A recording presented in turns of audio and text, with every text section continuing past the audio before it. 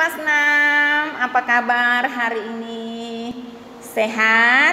Ya, semoga semua dalam keadaan yang sehat dan yang paling penting adalah tetap menjaga kesehatan. Ya, jumpa lagi kita hari ini dalam pembelajaran bahasa Indonesia. Dan sebelum kita masuk di materi, mari anak-anak siapkan dulu buku penanya. Siapkan dulu buku penanya.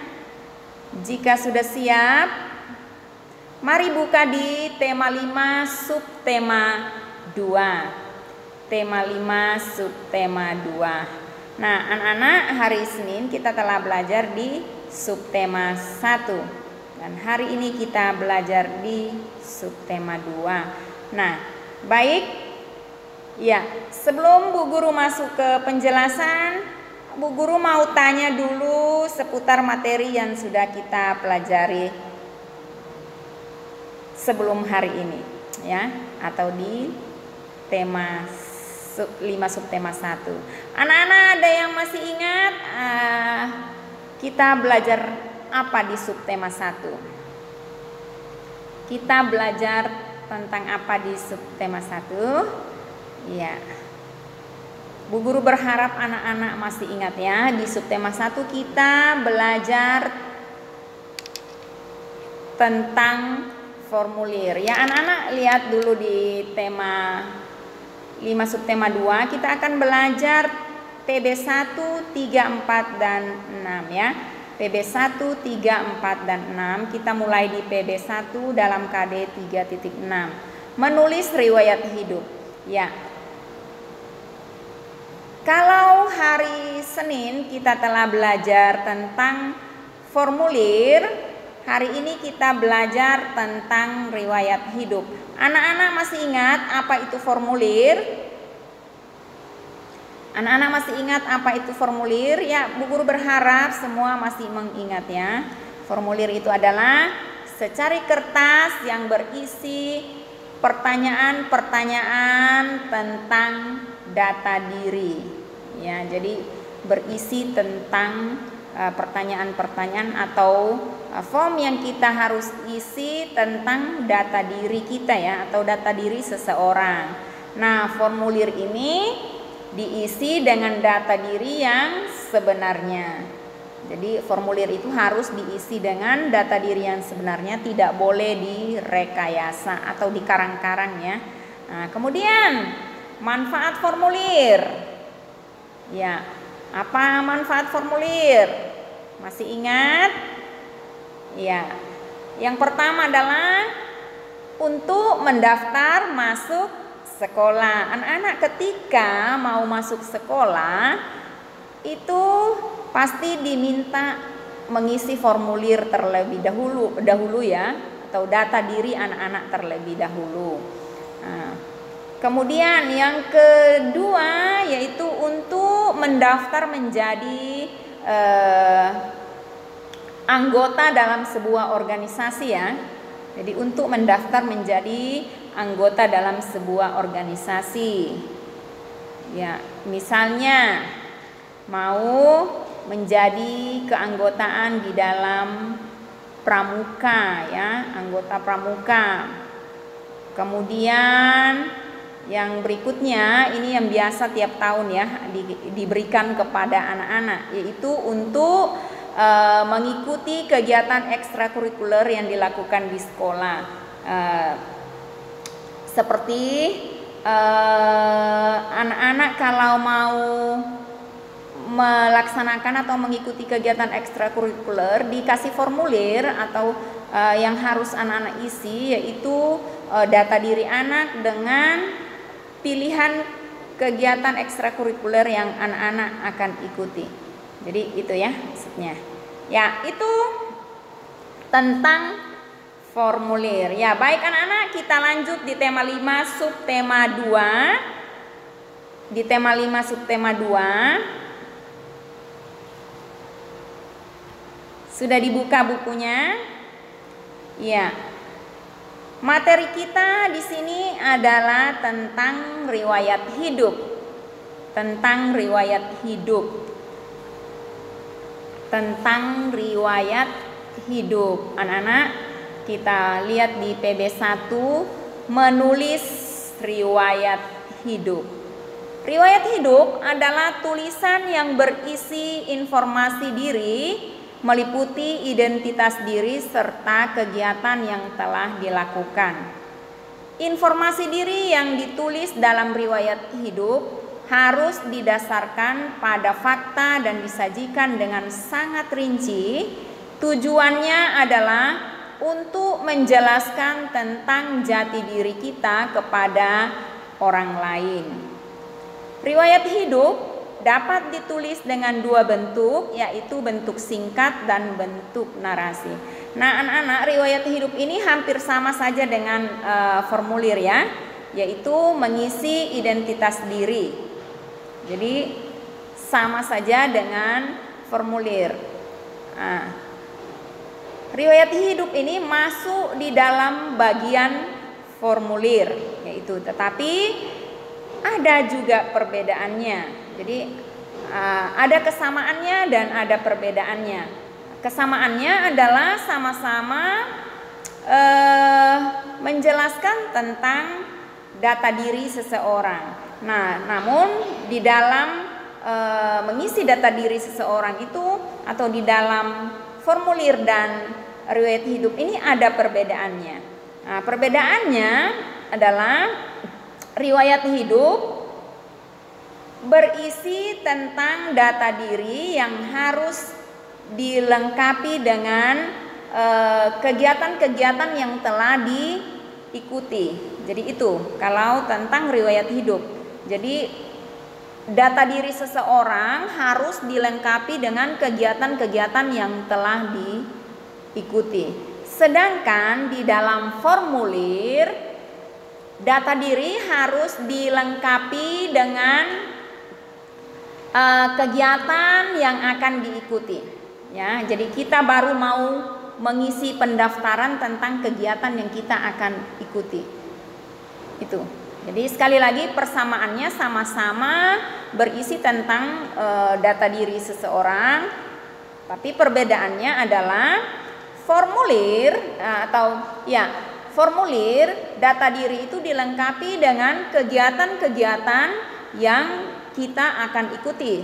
Sedangkan riwayat hidup, data diri yang kita isi itu harus dilengkapi dengan kegiatan-kegiatan yang telah kita ikuti. Jadi itu ya anak-anak. Nah, dalam formulir data diri itu harus dilengkapi dengan kegiatan yang akan dilakukan atau diikuti tadi. Sedangkan di dalam riwayat hidup data diri harus dilengkapi dengan kegiatan yang telah dilakukan. Nah, kemudian informasi diri yang ditulis dalam riwayat hidup harus didasarkan pada fakta dan disajikan dengan sangat rinci. Nah, harus didasarkan pada fakta. Artinya didasarkan pada fakta itu berdasarkan kenyataan atau data diri yang sebenarnya. Itu tadi, yang sesuai, tidak rekayasa atau dibuat-buat. Harus sesuai kenyataan. Ya. Kemudian disajikan dengan sangat rinci. Artinya diuraikan secara lengkap, ya, disajikan secara rinci. Artinya data diri itu diuraikan secara lengkap, mendetail, ya. Tujuannya adalah untuk menjelaskan tentang jati diri kita kepada orang lain. Jadi itu tujuannya, untuk menjelaskan jati diri kita kepada orang lain. Nah, jati diri itu apa? Nah, jati diri ini artinya suatu hal yang ada di dalam diri seseorang, ya, suatu hal yang ada di dalam diri seseorang yang meliputi karakter, sifat, watak atau kepribadian seseorang. Nah, dalam hal ini Data diri yang dimaksud, jati diri yang dimaksud, yaitu adalah kepribadian ya di dalam penulisan riwayat hidup ini. Jadi itu yang dimaksud jati diri. Jadi suatu hal yang ada di dalam diri seseorang yang menyangkut kepribadian seseorang. Nah, riwayat hidup dapat ditulis dengan dua bentuk. Nah, riwayat hidup dapat ditulis dengan dua bentuk. Yang pertama adalah bentuk singkat dan yang kedua adalah bentuk narasi.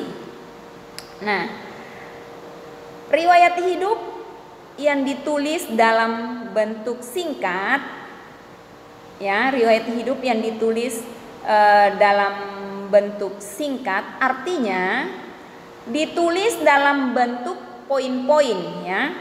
Jadi ditulis dalam bentuk poin-poin, disusun secara berderet dari atas ke bawah.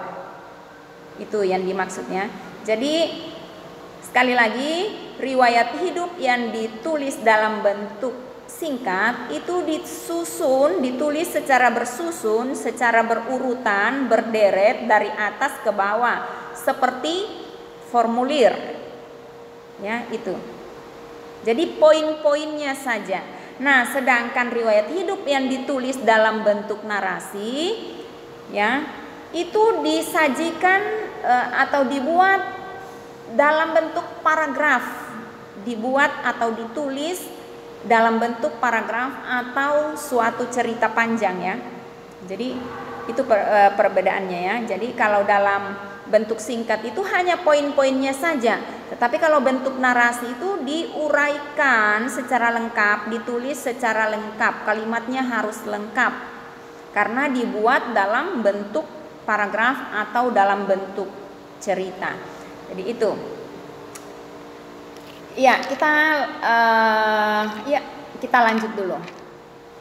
Penulisan riwayat hidup dalam bentuk singkat biasanya tampak seperti formulir ya. Itu tadi ya yang Bu Guru jelaskan. Jadi penulisan riwayat hidup dalam bentuk singkat ini biasanya tampak seperti formulir.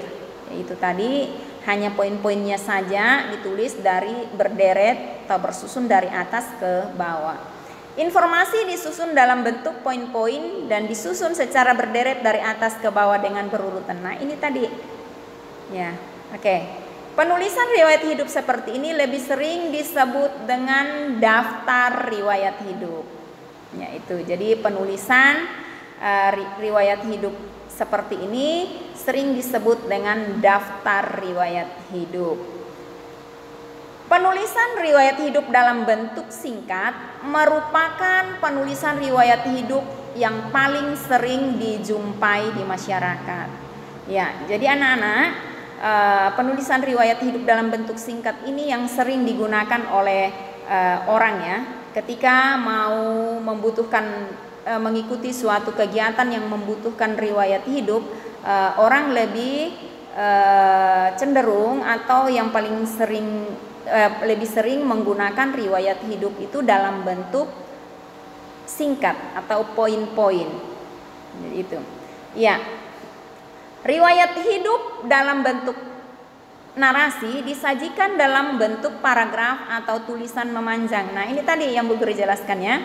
Jadi riwayat hidup dalam bentuk narasi ini disajikan atau ditulis dalam bentuk paragraf atau tulisan memanjang. Itu jadi ditulis dalam bentuk tulisan memanjang ya, seperti membuat karangan atau cerita seperti itu.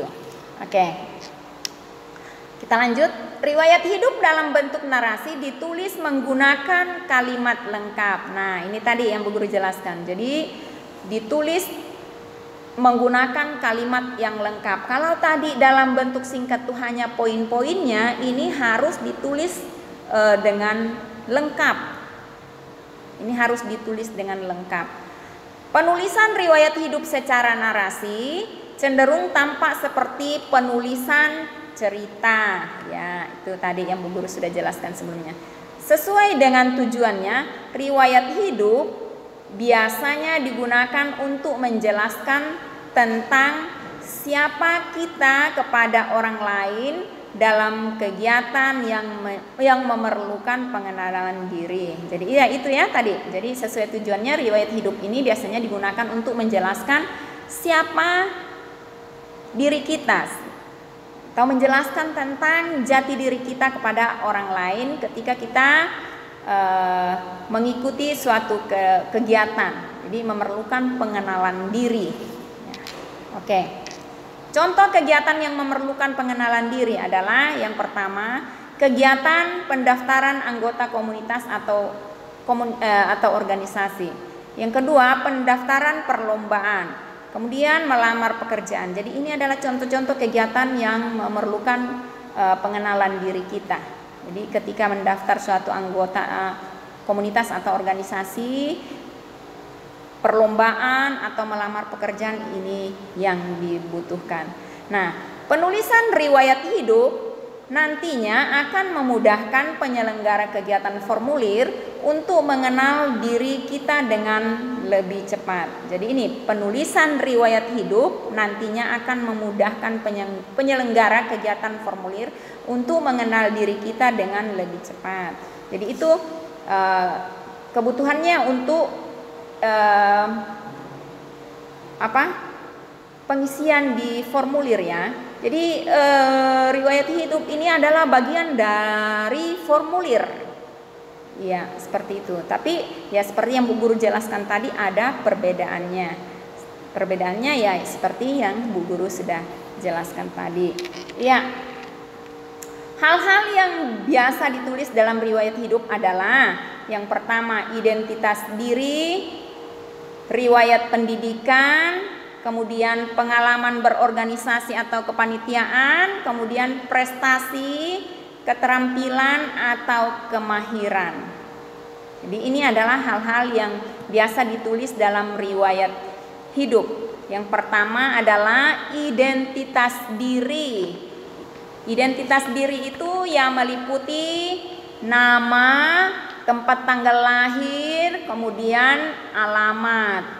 Kemudian kalau riwayat pendidikan, misalnya SD tahun sekian, SMP tahun sekian, kemudian SMA tahun sekian, setelah itu lanjut ke perguruan tinggi tahun sekian. Seperti itu ya, itu yang namanya riwayat pendidikan. Kemudian pengalaman berorganisasi atau kepanitiaan. Nah, pengalaman berorganisasi atau kepanitiaan ini adalah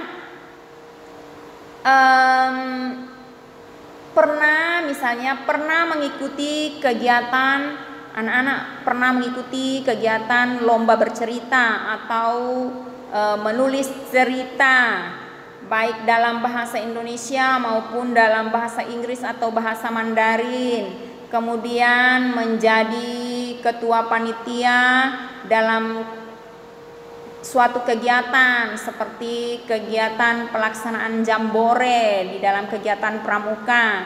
Ya, itu ya. Jadi yang dimaksud dengan pengalaman berorganisasi. Kemudian prestasi.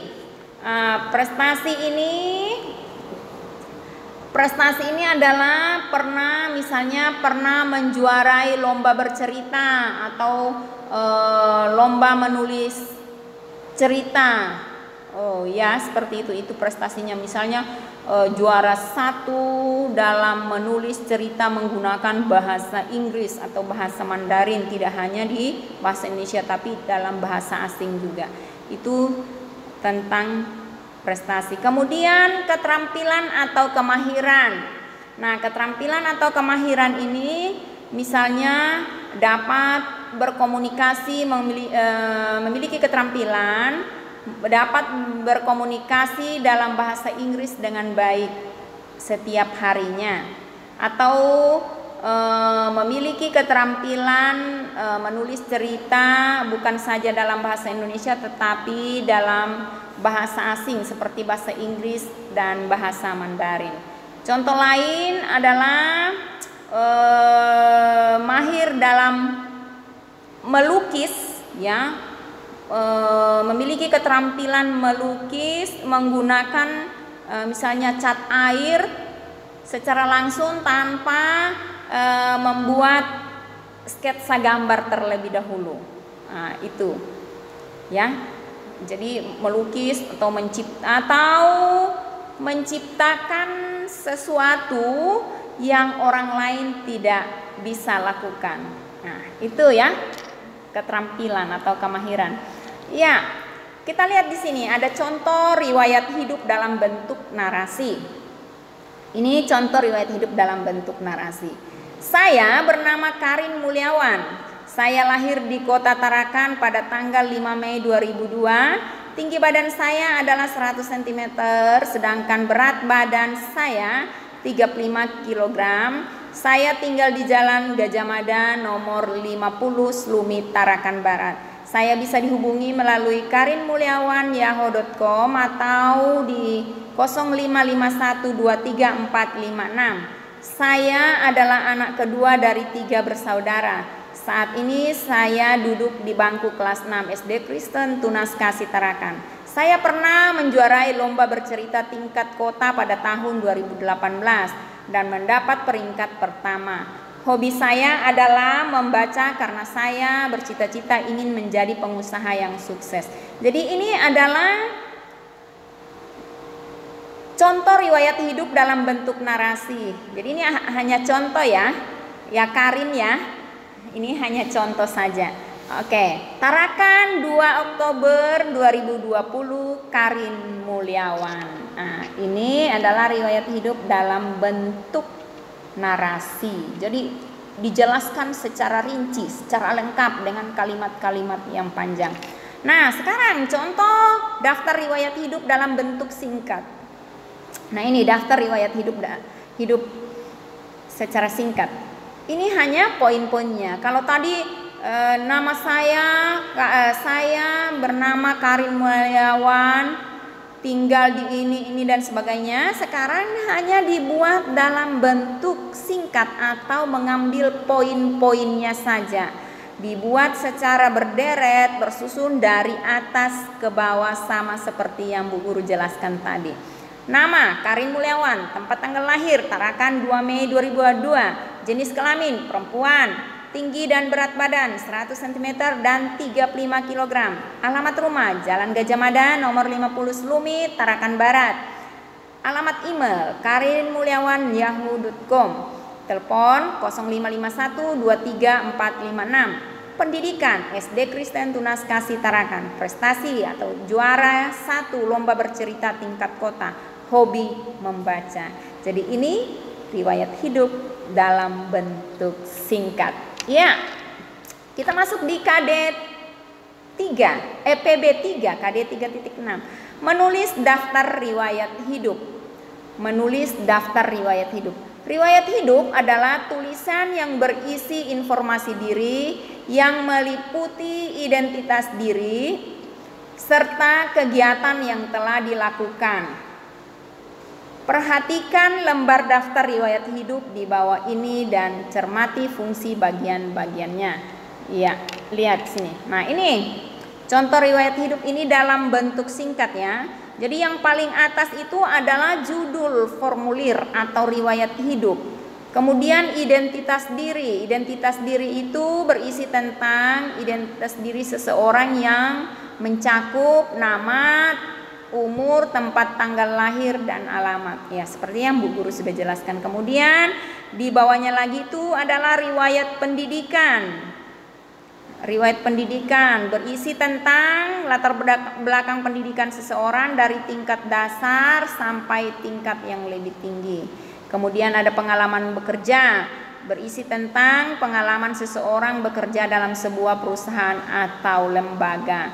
Kemudian yang paling bawah itu pernyataan pengisi formulir, berisi tentang waktu pembuatan formulir atau riwayat hidup, kemudian tanda tangan, dan beberapa kemudian dilengkapi dengan materai. Jadi ini contoh riwayat hidup ya dalam bentuk poin-poin atau dalam bentuk singkat. Nah, informasi yang ditulis dalam riwayat hidup ini dapat disesuaikan dengan informasi tentang diri sendiri. Misalnya, karena kamu masih seorang pelajar dan belum bekerja, dalam riwayat hidupmu kamu tidak perlu menuliskan riwayat pekerjaan. Jadi ini ya, jadi informasi yang ditulis dalam riwayat hidup dapat disesuaikan dengan informasi tentang diri sendiri. Misalnya, karena kamu masih seorang pelajar dan belum bekerja, dalam riwayat hidupmu kamu tidak perlu menuliskan riwayat pekerjaan. Karena belum bekerja, riwayat pekerjaan dapat diganti dengan nama lain, seperti prestasi yang pernah diraih selama sekolah, data orang tua, atau keterampilan yang dimiliki. Jadi itu ya. Jadi anak-anak, karena anak-anak ini belum bekerja, jadi data dirinya, untuk melengkapi data diri itu, riwayat pekerjaan bisa diganti dengan hal yang lain, seperti prestasi yang pernah diraih, atau data orang tua, atau keterampilan yang dimiliki. Ya. Nah, anak-anak kita masuk di PB yang keempat. PB yang keempat. Setiap orang pasti memiliki riwayat hidup yang berbeda dengan orang lain. Riwayat hidup didasarkan pada identitas diri serta kegiatan yang telah dilakukan. Pembuatan riwayat hidup harus didasarkan pada kenyataan yang telah dilalui oleh pembuat riwayat hidup. Riwayat hidup dapat disampaikan secara lisan. Untuk memudahkan seseorang dalam menyampaikan secara lisan, seseorang dapat membuat daftar riwayat hidupnya dalam bentuk narasi sederhana. Jadi ya ini ya, riwayat hidup itu harus didasarkan pada identitas diri dan kegiatan yang telah dilakukan. Nah, pembuatannya harus sesuai kenyataan, tidak boleh direkayasa atau dibuat-buat atau dikarang-karang itu ya. Nah, kemudian riwayat hidup ini bisa disampaikan secara lisan, tidak hanya dibuat secara tertulis, tapi bisa juga disampaikan secara lisan. Dan untuk memudahkan seseorang dalam menyampaikan secara lisan ini, riwayat hidup yang dibuat itu harus dapat dibuat dalam bentuk narasi singkat, ya, narasi singkat, tapi mungkin lebih baiknya ya itu tadi ya, seperti yang dibuat secara singkat dalam bentuk poin-poin, ya, itu seperti itu. Ya, baik. Nah, daftar riwayat hidup. Nama Karin, ini contoh daftar riwayat hidup. Tempat tanggal lahir, tarakan, jenis kelamin, tinggi badan, alamat rumah, ya ini ya yang dibuat dalam bentuk singkat. Ya. Lanjut kita masuk di PB yang keenam. Menceritakan riwayat hidup. Riwayat hidup merupakan tulisan yang berisi informasi mendetail mengenai diri sendiri. Jadi riwayat hidup ini adalah informasi tentang diri sendiri. Seperti ya yang sudah dijelaskan ini di PB6 ini hanya mengulang saja. Tulisan tersebut dibuat untuk membantu orang lain agar lebih mudah mengenal jati diri pembuat riwayat hidup tersebut. Jadi itu agar lebih mudah mengetahui tentang siapa diri kita atau tentang diri kita yang sebenarnya itu. Kemudian informasi umum yang tulis dalam riwayat hidup. Nah, ini tadi yang Bu Guru jelaskan di awal ya. Data diri, riwayat pendidikan, riwayat pekerjaan, pengalaman berorganisasi atau kepanitiaan, kemudian keterampilan atau kemahiran, prestasi yang pernah diraih. Ya. Nah, anak-anak, sampai di sini dulu pertemuan kita. Sampai di situ pertemuan kita. Bu Guru berharap apa yang Bu Guru sudah jelaskan dapat dipahami dengan baik. Dan jika belum dipahami, ada hal-hal yang kurang jelas, dapat ditanyakan kembali secara langsung ke Bu Etni. Ya, jadi boleh ditanyakan langsung secara pribadi atau ke WA pribadi Bu Edmi. Demikian pertemuan kita hari ini. Selamat pagi, tetap semangat dalam belajar dan ingat selalu menjaga kebersihan, menjaga kesehatan ya. Itu yang paling penting. Di situasi seperti ini kita harus tetap menjaga kesehatan. Terima kasih, selamat melanjutkan aktivitas. Tuhan Yesus memberkati, bye-bye.